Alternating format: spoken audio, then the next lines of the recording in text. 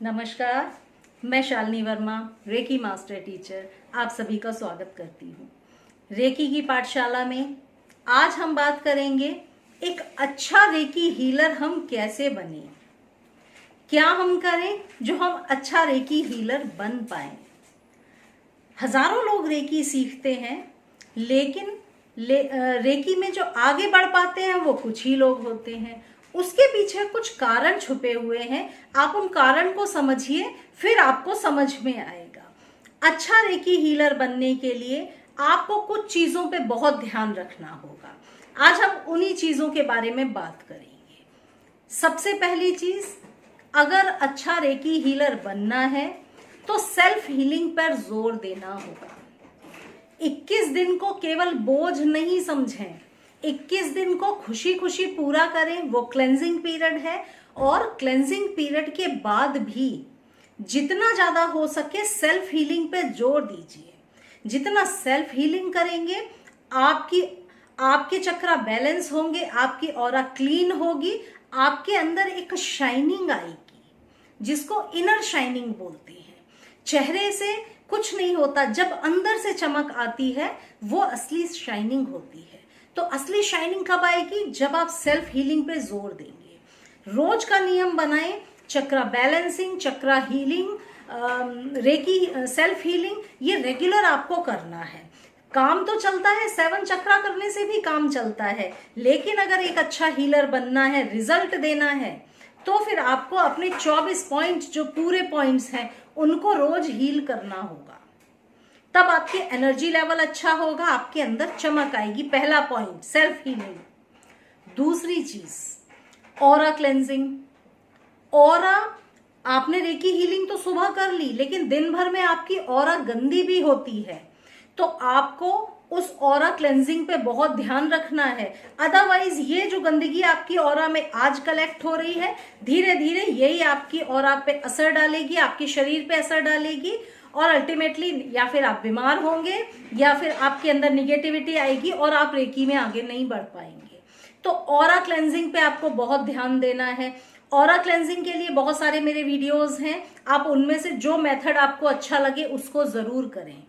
रात को सोने से पहले स्मजिंग करके सोएं। दिन भर जो भी कलेक्ट किया है उसको अलग कर दें और उसके बाद सोएं, तो आपकी ऑरा में गंदगी का कलेक्शन नहीं होगा। तो ये हो गई दूसरी चीज। ऑरा क्लेंजिंग पे आपको रोज ध्यान देना बिल्कुल जरूरी है। तीसरी चीज, रेकी के 5 प्रिंसिपल्स पे ध्यान रखिए।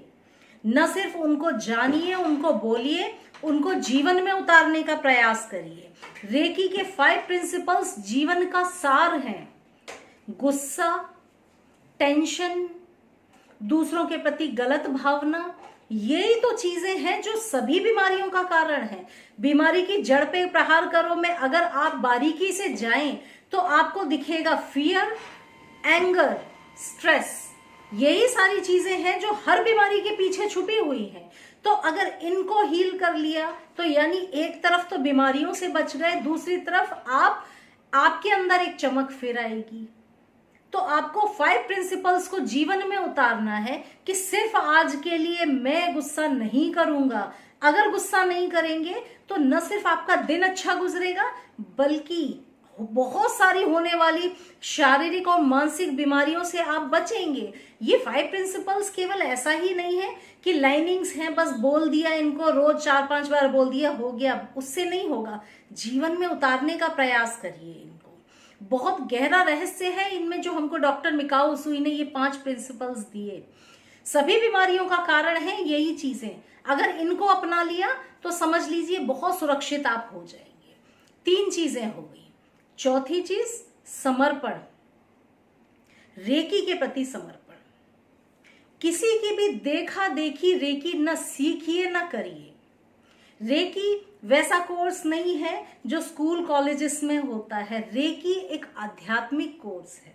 खुले दिल से रेकी को अपनाइए, आपके हाथों में एनर्जी फ्लो होना शुरू हो जाएगी।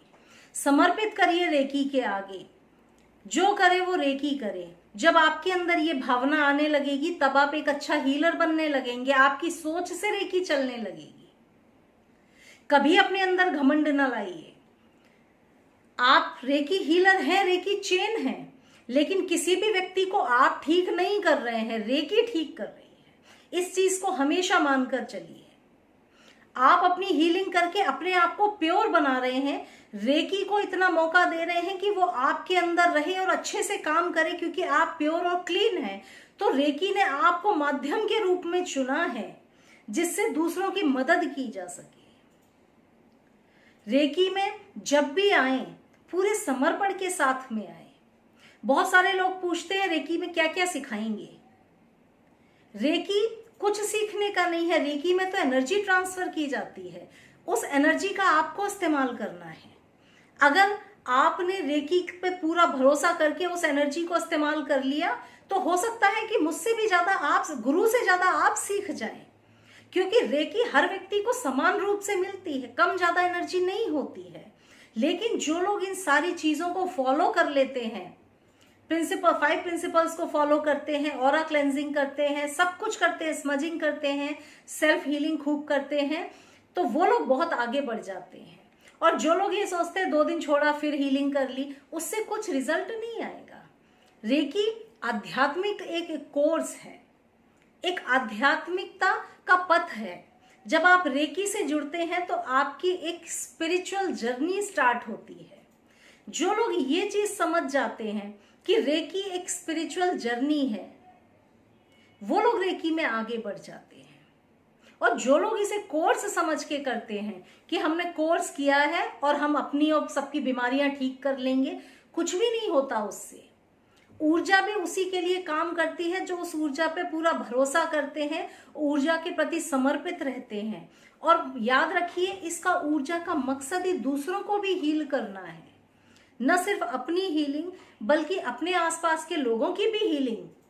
अपने कुछ बाहर ना करें, क्लाइंट्स की ना करें, तो कम से कम अपने परिवार की जरूर करें।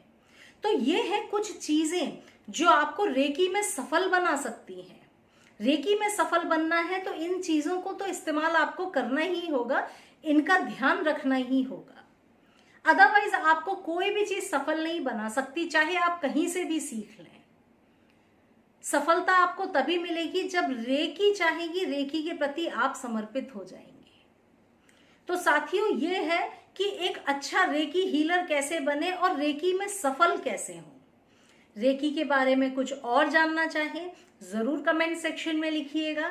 मैं अपनी रेकी की पाठशाला में एक एक चीज आपको रेकी के बारे में बताऊंगी, ताकि रेकी के बारे में एक ऐसा उजाला फैले जहां पर सारी चीजें सबको पता हो कि रेकी क्या है, कैसे हम रेकी में सफल हो सकते हैं।